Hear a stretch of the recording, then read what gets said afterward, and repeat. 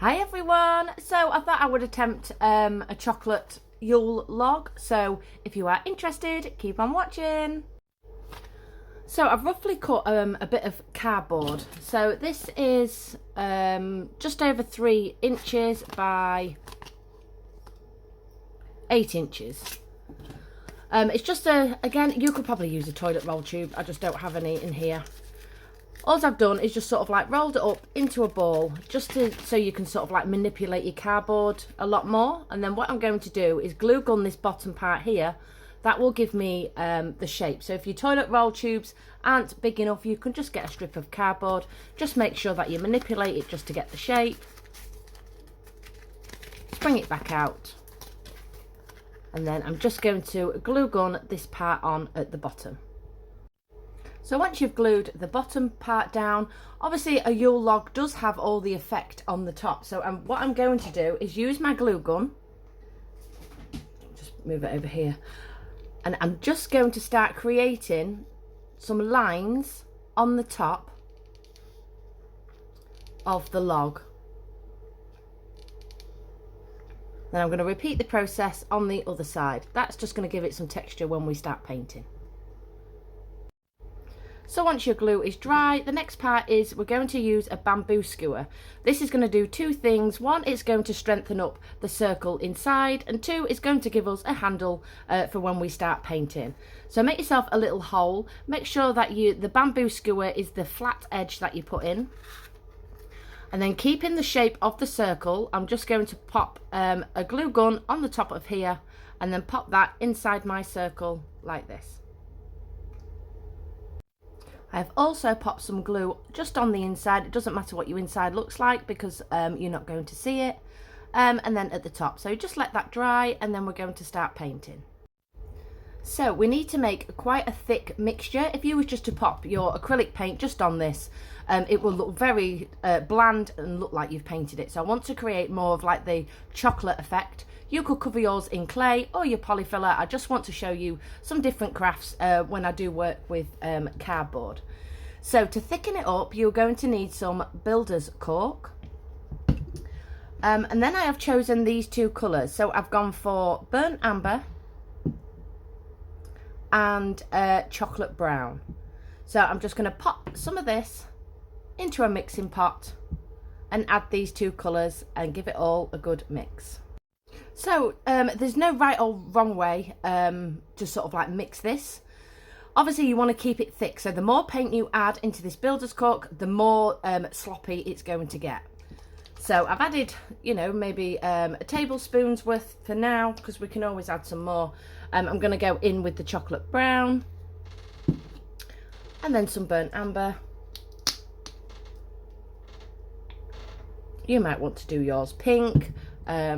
I'll probably, or white chocolate as well. That would be a really nice one. Let me just get a mixing stick. Then you're just going to mix all this colour together. Just so all this paint is all attached to these builder's cork. And then what will happen is your paint will become quite thick. It makes it so much easier rather than having to keep adding layers. So I'm just going to give this a mix and then I'll be back. So everything is mixed together. Bearing in mind, this is going to dry matte. It's also going to dry a little bit darker because obviously we are working on a white base. Not much of a difference, just so you can just sort of like bear that in mind. There might be people questioning why you wouldn't add varnish into this mix. You can do, but from the previous crafts and bits and pieces that I have created over time with the Easter eggs and bits, I feel like it just wastes too much of your varnish. So I like to varnish at the end, but that is completely up to you whether you want to add in your varnish into this mix as well. Just make sure that it's not runny, so it doesn't really drop off your stick, if that is the only way I can explain how thick you need this mixture. So we are now ready to paint. Obviously I will pause this video as I'm painting because you really don't want to see me painting this for 2 minutes or so. So you would need to give this a good coat all over. Let this layer dry and then you're going to go over again with another coat. So you don't have to go on the inside. Just make sure that you sort of like cover a little bit of the outside. Like I say, we are going to cover up the ends of these with some clay. So you just need to paint all your mixture all over. Let this first coat dry and then do a second coat and let that dry, and then I will be back. So I've now added 2 coats. This is how it is drying. Obviously where it's glossy, you can see where the paint is still wet. So we're going to pop this to the side and then going to concentrate on filling both ends. So for the ends, we are going to be working on the foam clay. We do need to colour this slightly. It is very, very white. You might want your cream pure white like this. However, I just want sort of like more of a tinge of a yellow in mine. So this is the colour I have chosen, which is cream. It's just like a really pale yellow. So condition your clay. That just means getting all the air out of it. Make a well. I'm going to pop just a tiny bit inside here. And then I'm just going to give this a good mix. I've now mixed that in together, but just to show you the difference, it just takes that whiteness out of your clay. So now I need to mix up the darker colour. So I'm going to use some burnt amber.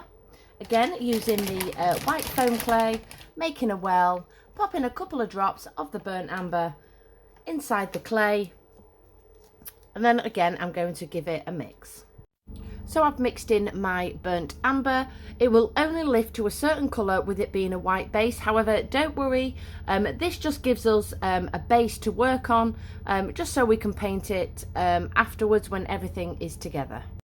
So to make the inside, I'm just going to split this ball in half and then also split this ball in half as well. So I've got 2 ends. We're now going to roll a sausage.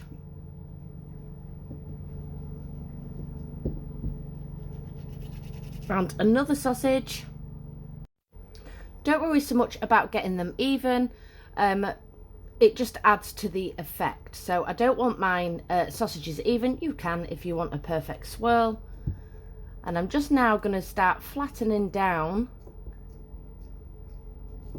the sausages. Then place in your darker colour on top. Just squish them together. Just leave a little bit of a gap at this end because we're now going to start rolling it, folding this on the inside. And then we're going to roll it all the way along. Then squish that down with the palm of your hand. You now need to make another one just like this. So we now have 2 swirls. Again, don't worry about the chocolate colour because we are going to be going over this. We now need to turn this so it looks like cream.